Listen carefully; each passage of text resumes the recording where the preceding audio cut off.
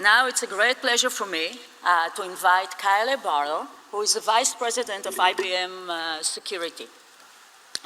Barlow is the Vice President at IBM Security, responsible for positioning and the strategy of IBM Security portfolio and of the products and services. Caleb was responsible for many acquisitions in IBM.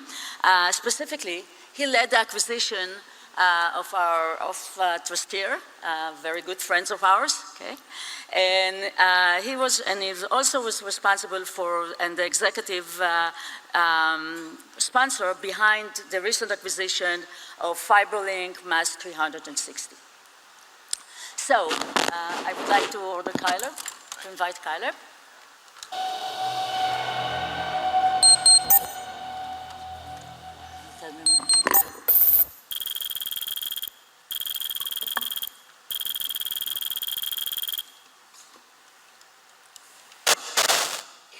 No? Okay. So Caleb, we heard many things about how the industry is now preparing to the new challenges. And we all know about the need for big data and analytics. And I would like to specifically ask you, what do you think is going to be beyond analytics? Or what do we need beyond analytics? Well, let's talk about that in detail. Thank you. Thank you.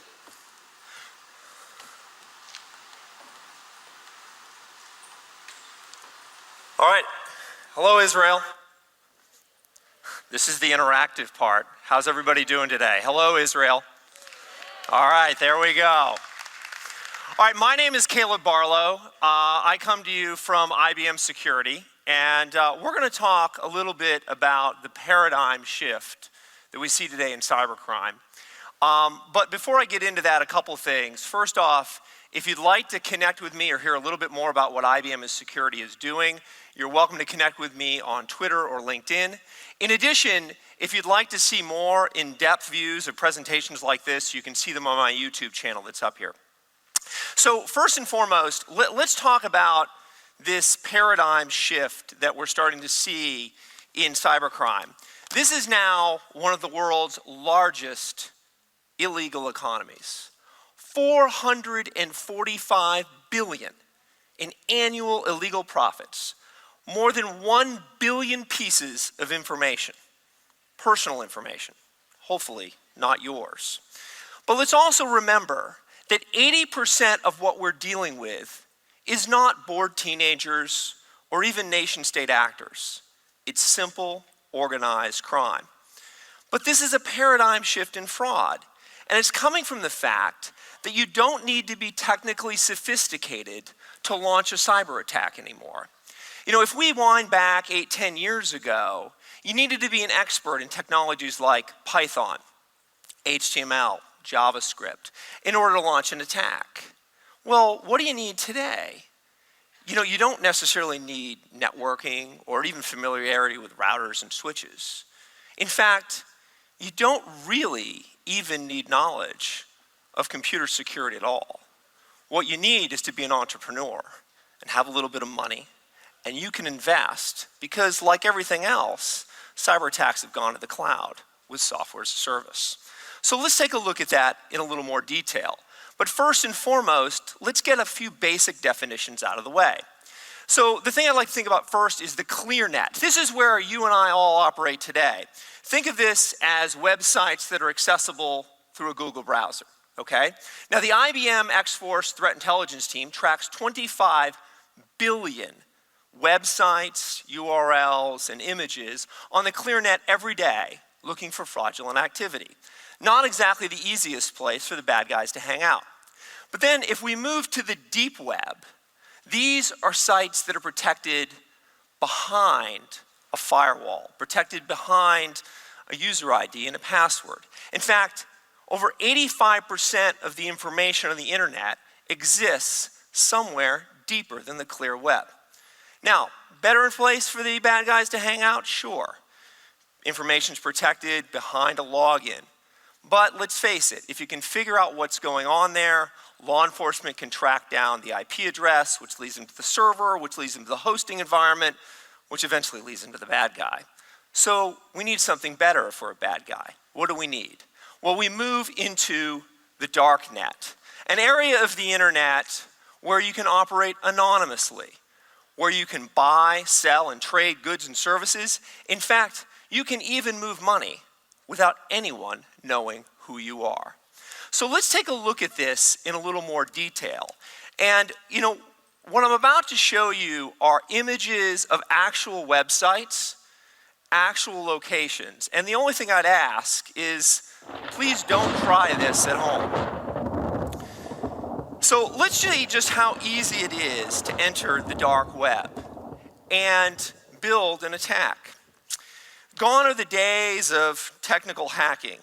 Enter the days of the lazy man's hack, where, well, all you need to do is a search on Google and download specialized software that will get you access to the criminal underground that is the dark web, where you can collaborate, buy, sell, and rent fraud, data, drugs, anything that might be illegal.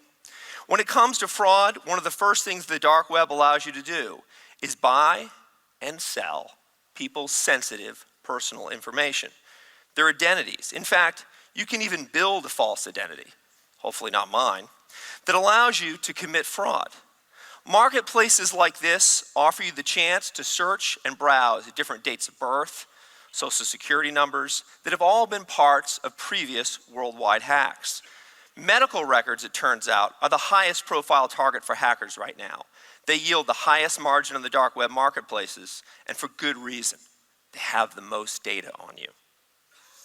And, if you're in a hurry, you can buy false passports and other critical information to get out of the country, perform a scam, and even send bills to unknown addresses.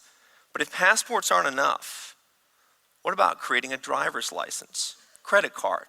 There's no limit to what can be transacted. There's a vast amount of data available on the dark web, and it's all up for grabs. And the scariest part is it could be yours. Now, beyond the data, consider advanced attacks that exist today. Rats, exploit kits, malware, phishing. It's a $455 billion industry. Well, where do these come from? Well, we're not far from the source. Like a general contractor in charge of a building, you outsource them to various subcontractors. The general contractor doesn't do the electrical and the plumbing themselves. You find the right people with the right tools. Source a hacker's resume and reviews to see if they've got the skills that you desire. You can trust in an untrusted environment with these reviews. Build teams and collaborate to make sure you have the right resources to pull off that mega breach. And find the hack that's right for you. You can even buy or rent these attacks. Ransomware, for example. Purchase this as a service and take part in the ops side. Or if you want to build the hack yourself, you can just buy and download the tool. It's not just fraud either. The dark web is a marketplace for anything illegal. And it's all anonymous. The buyer, the seller, and the transactions are all completely protected. Now, how many people are doing this? Well, millions. And we've got to remember that the dark web actually has some legitimate purposes as well. Political dissidents, reporters collaborating with sources, and the thousands of people that sit in countries around the world where the internet is censored. But we've got to stop admiring the problem. We've got to come up with a solution. And I would propose to you that part of the way we do that is we have to start to become strategically proactive in what we do. The problem is actually very similar to a pandemic, and we need a similar response across governments, private industry, and cybersecurity companies. So how are we going to do that? Well, you heard others today talking about the idea of an immune system response. Well, how are we actually going to build that immune system? What needs to be in that immune system? We need things like data protection, application protection, network security, vulnerability assessments. The list goes on and on and on. How are we going to assemble the right tools and solutions to do that? Well, what we need is a framework. So let's first organize this around a few key deliverables. Now, what you see here is the IBM Security framework. Not very different than what you might see from NIST or from COBIT. But it allows us to look at each of these elements of security and ensure we have both breadth and depth. This isn't just about building the castle wall. We need the moat, we need the archers on the wall, we need the sentries out in the village. And all of this has to come together. and bring back intelligence and information from every one of these circles around the board.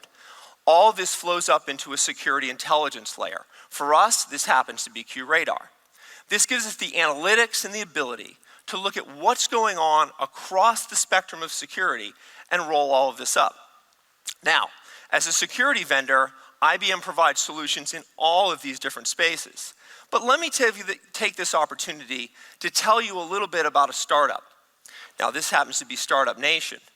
But what if I told you about a startup that was just over 4 years old, had assembled 7,500 security professionals, 1,000 of which were added in the last year alone, had just completed its 20th startup acquisition in the security space, was now producing $2 billion in annual revenue. This happens to be not only the fastest, but also the largest enterprise security company in the industry. This is IBM Security, and we've been at this, again, for just over 4.5 years. So, interestingly enough, we're here in Israel. Well, Israel's a very strategic location for us. You see, we IBM have acquired 14 companies in Israel, 3 of which you see represented on this chart as key parts of our security model. For IBM Security, after the US, Israel is the second largest place on the planet, with 500 security experts. Guardium, AppScan, and Trusteer, along with the Beersheba Lab at the Cyber Center of Excellence, are all key parts to our strategy. Israel is our worldwide center of research for banking fraud. Here in Tel Aviv, at Trusteer, we're servicing more than 100 of the largest banks in the world, keeping millions of customers' money safe. And we are proud and thankful that our leading SIM, QRadar, was selected by the National Cyber Bureau to serve the government CERT and to be a national SOC for the government.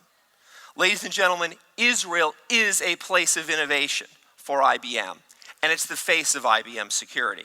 And we are very, very proud of that.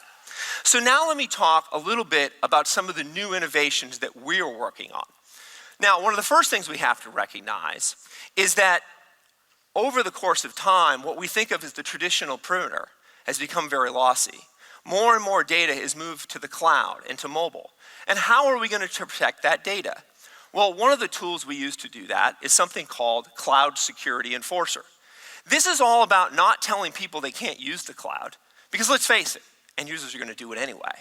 This is about providing them with a better yes, guiding them to solutions that are sanctioned by your enterprise to allow them to still use the cloud, but do it with their enterprise credentials, so that when they use solutions like Box or Salesforce.com, and that employee leaves the company, or their device or their account is compromised, you still have control over the data, and the genie hasn't left the bottle. Now, the second thing I want to talk about is something called X-Force Exchange. Now, when the Deputy Secretary of Homeland Security was up a few minutes ago, he talked about the importance and the kind of national priority of sharing information for the public good. At IBM, we're taking this one step further. We firmly believe in the importance of democratizing threat intelligence data. We do not charge for our threat intelligence data, and we have published everything we know on a social network for threat researchers called the X-Force Exchange. And we are very committed to doing this. You see, we have to change the economics for the bad guys. And the single best way to do this is to make their attacks only viable for minutes or hours. Because if one of us, any one of us, detects the attack and shares it with everyone else in the room, then we all become inoculated to that new virus or malware. And for the bad guys, this is a big problem. Because remember, we're not up against bored teenagers. We're up against highly organized gangs of 20 or 30 people that have invested tens of thousands or hundreds of thousands of dollars in developing that new attack. And if it's only viable for minutes, then what was the point of building it in the first place? And this is exactly what we're trying to do with X-Force Exchange. You're all welcome to join it, and it's free of charge. But more importantly, all of IBM's X-Force threat research is published there on a near real-time basis. But it's got to be about more than just providing the threat sharing. We need to open up the engine behind it. So I talked about IBM's QRadar, our SIM. Well, this happens to be Startup Nation, if you're a security startup, you can actually integrate your solution in with QRadar and provide it not just an API, but actually be on the glass in QRadar. And this is exactly what our partners like Carbon Black and Exabeam are doing, allowing us to extend that ecosystem beyond just the innovation that we produce at IBM ourselves.